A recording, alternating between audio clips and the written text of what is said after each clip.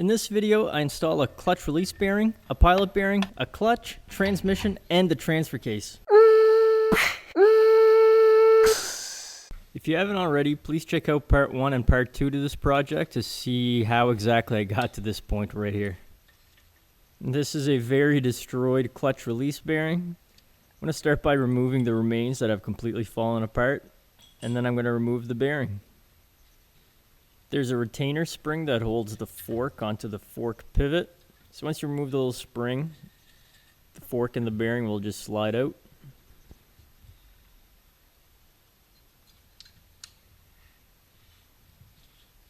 The release bearing is just clipped into place. You just got to pull on these little tabs here and it'll come off. And that's the bearing. That's definitely garbage. And the release fork. Now just got to make sure that it's not distorted or worn, but I got to clean up all the grease first to get a good look at it. And this is the little retainer spring that holds the fork onto the pivot. And just make sure that's not distorted or bent. And now I'm going to clean up all the grease with some brake cleaner so I can get a really good look at everything. Just make sure nothing else is worn a little too much where it can't be reused.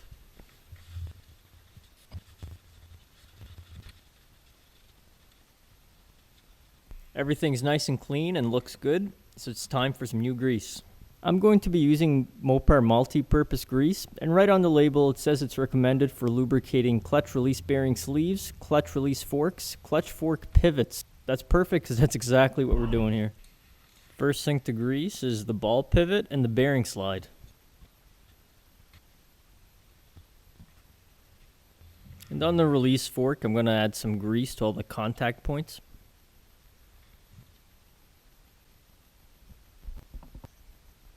Finally ready for that new release bearing. And to install the release bearing, just put the little spring retainers through the cutouts in the fork and rotate the release bearing and it should pop right into place.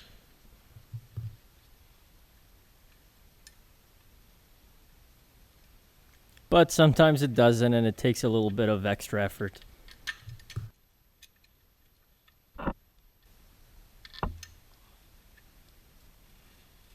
And now I'm going to slide the bearing onto the bearing slide and attach the fork to the fork pivot. And secure it with the retainer spring.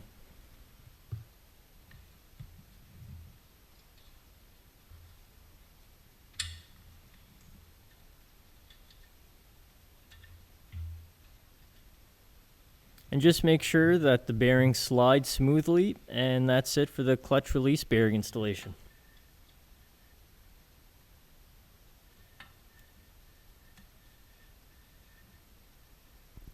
Now I'm going to remove the pilot bearing. I'm going to be using a blind hole bearing puller. So when you tighten it down, it spreads open to catch the back end of the bearing and then uses a slide hammer to pull the bearing out.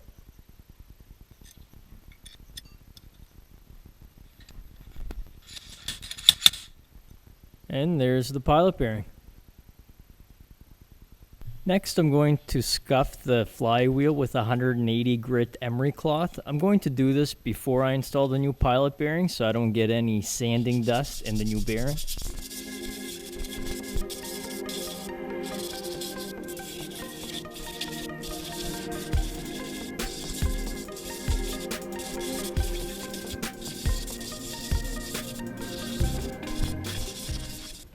Now that the flywheel is all scuffed up, I'm going to use brake cleaner to clean it to make sure I get rid of all the sanding dust and any leftover grease that could be on the flywheel.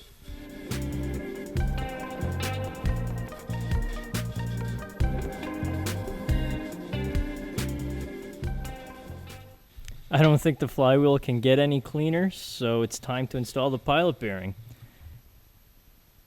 I'm just going to dab a tiny bit of grease inside the hole here before I put the pilot bearing in.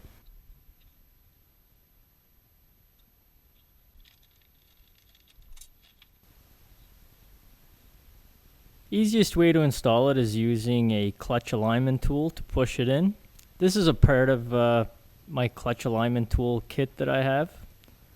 And it fits perfectly inside, so I'm going to use it to tap the bearing into position.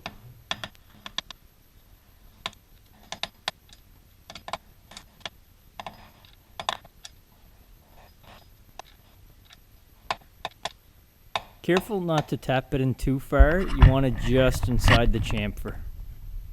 And that's it for the pilot bearing install. So now we're ready to install the clutch, but first we have to make sure the clutch disc is in good shape.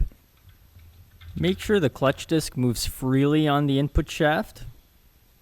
And you also want to do these checks, whether it's a used clutch or a brand new clutch, because a brand new clutch could also be defective. And you don't want to find that out once everything's put back together. What I'm going to do now is check the face run out. So basically just making sure that the disc isn't warped beyond the limits. And the limit is 20,000ths of an inch or 0.5 millimeter. I have my dial indicator all set up. So now we're ready to spin the disc and see what happens.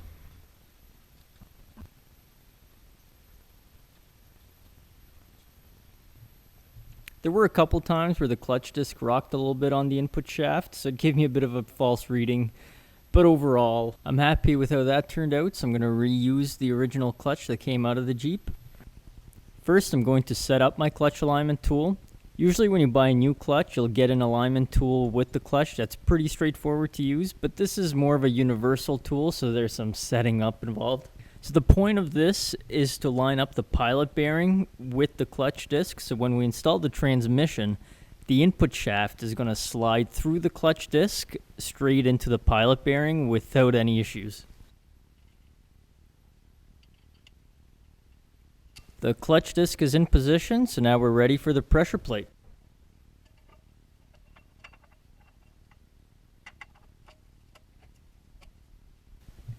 I'm going to start by installing the bolts finger tight, then I'm going to tighten them only a few threads at a time, evenly in rotation, and then I'm going to torque them to 24 foot-pounds. And this is very important, don't rush this step or you can run the risk of distorting the pressure plate.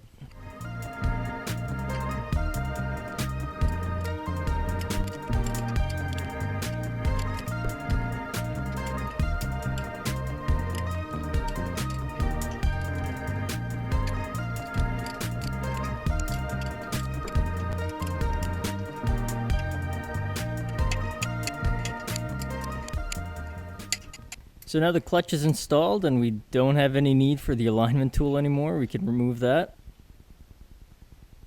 And I'm going to apply a very light coat of grease to the clutch disc hub and the splines of the transmission input shaft.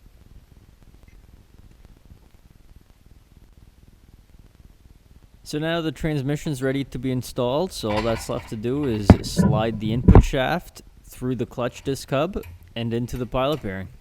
Also, it helps if you put the transmission into gear so you can give the output shaft a wiggle to make sure the input shaft splines line up with the clutch disc hub.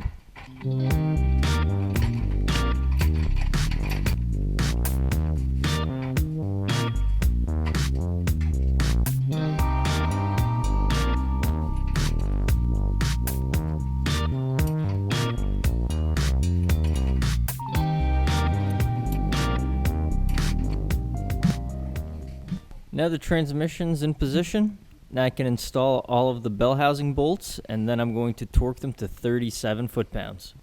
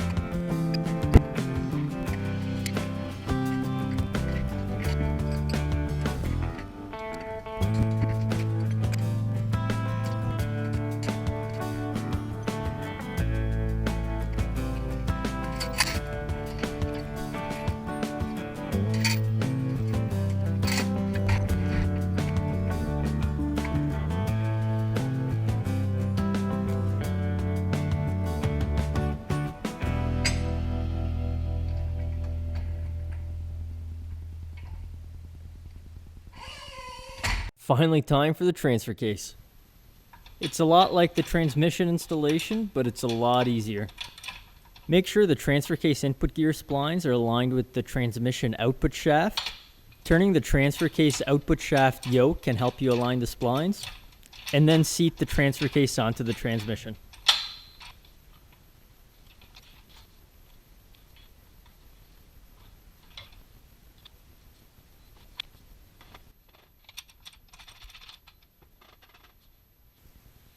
The transfer case is fully seated now, so I'm going to go ahead and install the attaching nuts.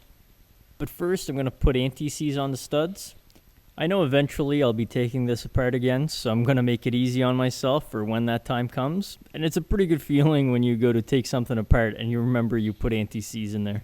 Especially when it's in an area that you can't fit an impact gun.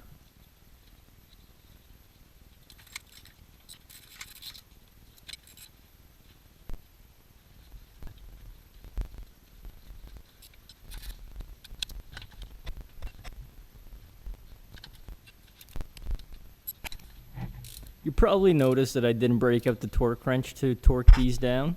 It's a bit of an awkward spot to fit a torque wrench, so I just use my gear wrench to tighten them down. And you don't have to go super tight. Remember, it's only between 20 and 30 foot-pounds.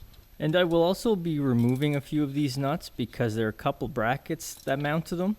I just want to remove the transmission jack from underneath the transfer case so I can get my floor jack in there so I have a little more room to work.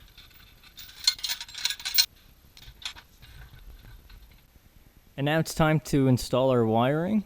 And it's pretty straightforward. All the clips line up exactly where they came from.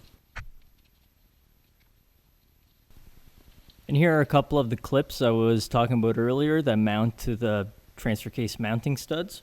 One goes on the upper right and the other goes on the upper left.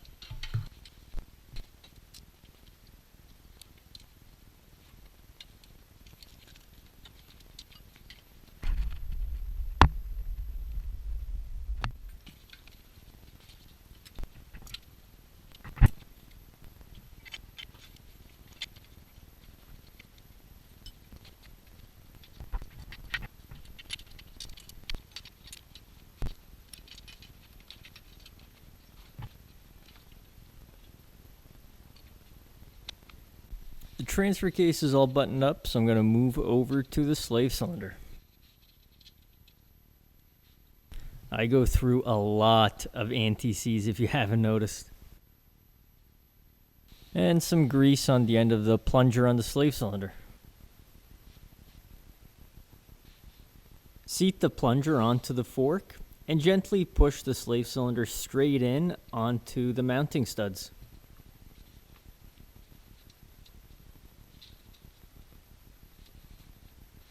I'm going to snug them up evenly, but the top nut will have to come out because the hydraulic line mounts to the upper stud.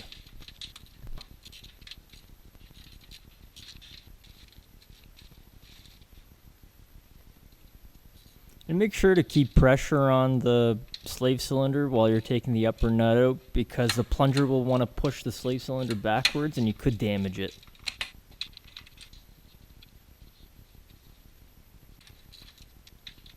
I'm going to give it a good clean just so I can check for leaks a lot easier later on.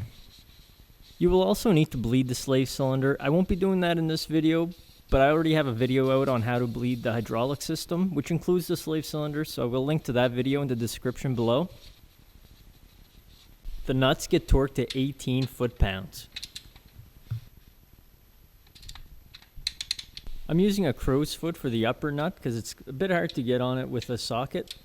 Just remember, if you're using a crow's foot, you want to have it at 90 degrees, or otherwise you'll be adding extra torque to it because you'll be adding leverage.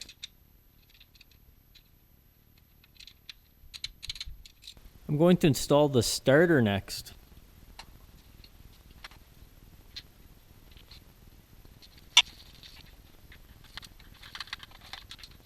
Once the starter is in place, we can connect all of our electrical connections.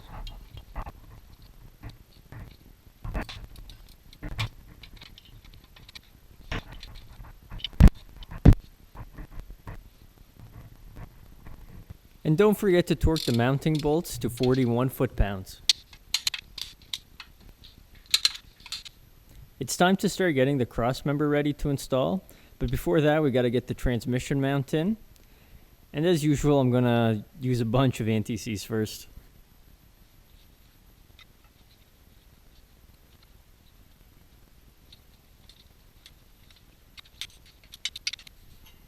It makes it quite a bit easier to get the Y-pipe in place before you put the crossmember in.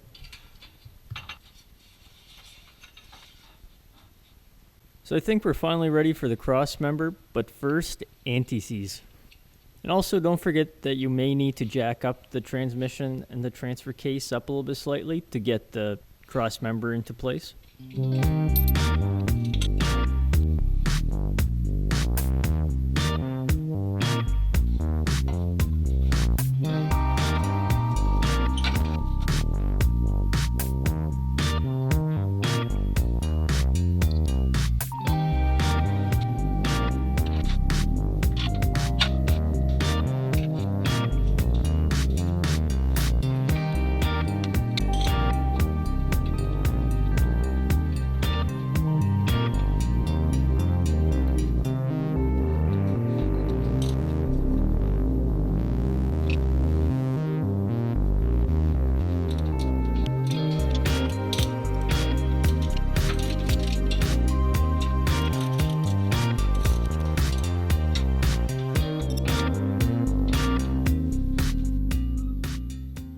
Now let's get the catalytic converters into place.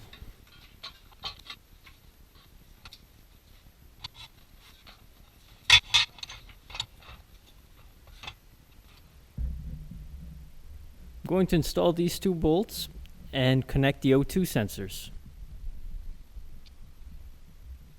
Time to move to the passenger side.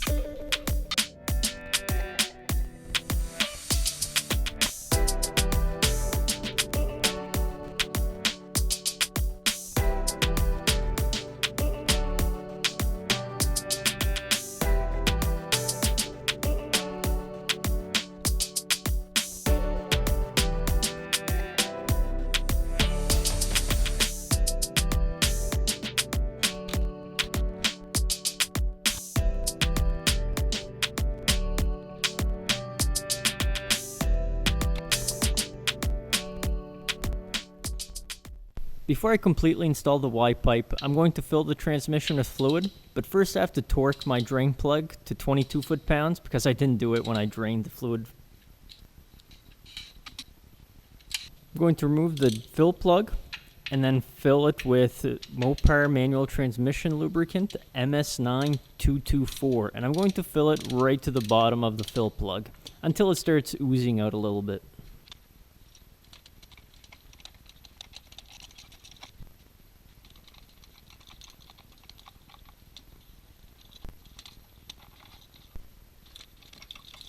And torque the fill plug to 22 foot-pounds.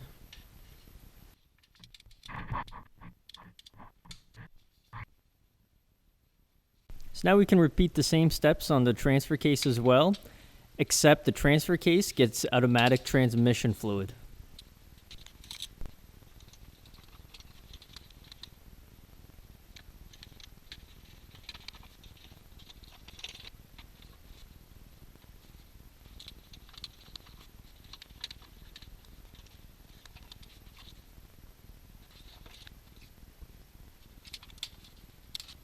And now I'm going to bolt up the Y-pipe to the catalytic converters.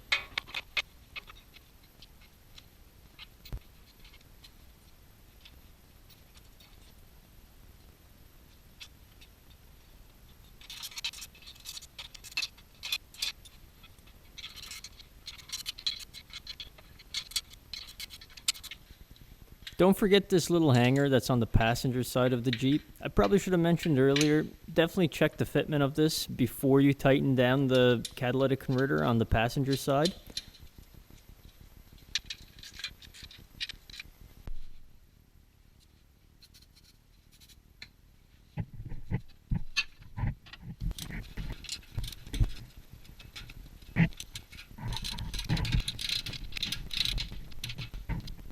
So we're almost done aside from the drive shafts and the skid plate. I'm just going to install the rear drive shaft for now so I can just take it for a drive and just make sure everything works properly before I completely button everything up. I also still need to bleed the slave cylinder. I won't be doing that in this video. I already have a video out on how to bleed the hydraulic system, so I will link to that in the description below. To install the drive shafts, line up your reference marks you made when you were removing the drive shafts, and apply Mopar lock and seal adhesive to the threads of the bolts and torque them to 15 foot-pounds. The front drive shaft is pretty much the same except the flange that goes to the front axle. The 4 bolts on that one get 89 foot-pounds.